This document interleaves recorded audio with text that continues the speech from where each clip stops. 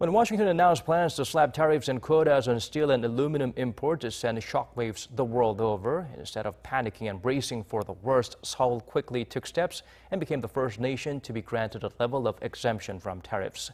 And now even some of those quotas have now been lifted for Korea as well. Kim Hyesung delves deeper to find out what this development suggests about Trump's protectionist measures. President Trump has signed proclamations allowing targeted relief from steel quotas for some countries, including South Korea. The U.S. Commerce Department said Wednesday local time that President Trump, who in March put in place tariffs of 25% on steel and 10% on aluminum, signed proclamations permitting relief from the quotas on steel for Korea and Brazil, and on both steel and aluminum for Argentina.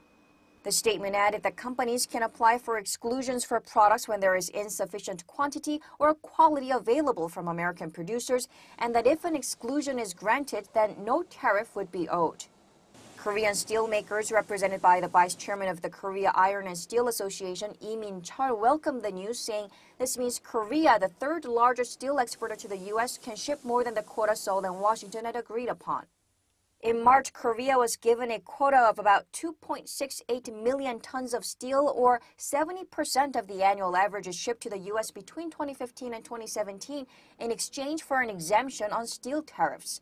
The quota took effect in May. The Trump administration likely made this move because U.S. steelmakers are slowly feeling the pain of rising steel import costs.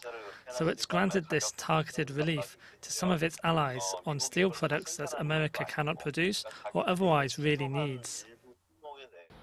The announcement from the U.S. Commerce Department follows prolonged negotiations between Korean government officials and local steelmakers and their U.S. counterparts about allowing exemptions for some Korean steel products. Which specific products, though, still has to be negotiated. Kim Hyesung, Arirang News.